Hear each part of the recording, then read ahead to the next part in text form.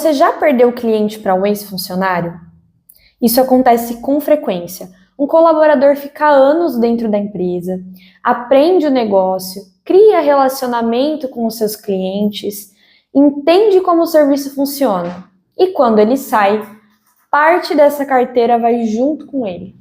Hoje eu vou te mostrar como se proteger antes disso acontecer, porque tem sim como criar um limite jurídico para essa situação. Eu sou a Alane Martins, advogada trabalhista empresarial, e aqui nesse canal eu falo sobre direito do trabalho para empresas. Pensa numa situação bem comum. Um funcionário da área comercial pede demissão depois de 3, 4 anos na empresa. Ele conhece cada cliente pelo nome, sabe o histórico, tem o contato direto. Alguns meses depois, você começa a perceber que alguns clientes sumiram e, por coincidência, eles estão sendo atendidos agora por ele. E a situação fica um pouco mais complicada quando você não tem nenhuma cláusula no contrato de trabalho que limite esse tipo de conduta.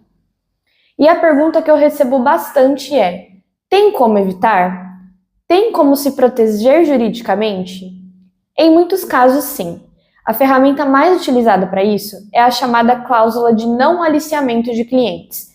Também aparece às vezes com o nome de cláusula de não recrutamento de clientes. Ela é uma previsão que fica dentro do contrato de trabalho, e o que ela faz é limitar a abordagem ativa de clientes da empresa pelo funcionário depois que o vínculo encerrou. O que essa cláusula busca evitar é que ele use os contatos e as informações estratégicas que ele obteve dentro da sua empresa para captar os clientes de forma direta. Essa cláusula funciona de duas formas. A primeira é preventiva. Quando o funcionário sabe que existe uma consequência contratual para esse tipo de conduta, ele tende a ter mais cautela na hora de agir. A cláusula funciona com um limite claro. Os relacionamentos que você construiu aqui, usando o acesso e os recursos dessa empresa, não são seus para levar. A segunda função é reparatória. Isso significa que, se o desvio acontecer mesmo assim, a empresa passa a ter um instrumento contratual para sustentar uma discussão judicial sobre perdas e danos. Mas é aqui onde muita empresa erra. Não é qualquer cláusula que funciona. Não basta copiar um modelo da internet, colocar no contrato e achar que está protegido. Os tribunais analisam esse tipo de cláusula com bastante cuidado, porque ela envolve um limite à liberdade profissional de alguém.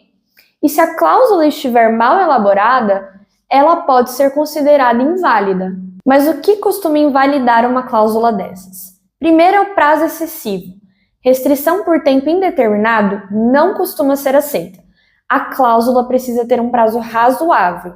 E o que é razoável pode variar, dependendo do setor, da posição do funcionário, do tipo de cliente. Também uma restrição genérica demais. A proteção precisa ser específica. O ideal é que ela cubra os clientes com que aquele funcionário teve contato direto ou um acesso estratégico, não a totalidade da base de clientes da empresa. Quando a restrição é ampla demais, ela começa a parecer como uma tentativa de impedir o exercício profissional, e aí a chance de ser questionada judicialmente aumenta bastante. Outro ponto é uma multa desproporcional. É comum incluir uma multa em caso de descumprimento, mas se o valor for excessivo, o juiz pode reduzir, ou a própria multa pode enfraquecer um pouco a validade da cláusula como um todo. E por que não usar um modelo da internet? Porque cada negócio tem um perfil diferente. O nível de acesso que esse funcionário tinha, o tipo de cliente da sua empresa. Uma cláusula genérica pode não proteger exatamente o que você precisa que seja protegido, e ainda pode gerar mais risco do que segurança, porque uma cláusula mal elaborada pode ser questionada e derrubar toda a proteção que você achava que tinha. Agora, quando esse cuidado é especialmente importante? Quando o funcionário tem contato direto com clientes, quando ele atua na área comercial, quando ele tem acesso à carteira da empresa, quando ele trabalha com informações estratégicas, precificação, proposta, contratos, quando ele participa da gestão de relacionamento. Nesses casos, o risco de desvio da clientela é real e a prevenção contratual pode fazer uma diferença significativa. O ponto principal que eu quero que você leve desse vídeo é que quando um funcionário sai, o relacionamento que ele construiu usando os recursos da sua empresa não precisa ir junto. Mas para que a empresa tenha um argumento jurídico sólido nessa situação, essa proteção precisa estar no contrato, antes do problema surgir. Depois que o dano acontece, fica muito mais difícil.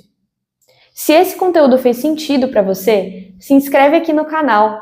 Toda semana tem um tema novo sobre o direito do trabalho, sempre do ponto de vista de quem tem empresa para cuidar. E se você quer entender como isso se aplica à situação específica da sua empresa, os contatos do escritório estão aqui na descrição. Até o próximo vídeo!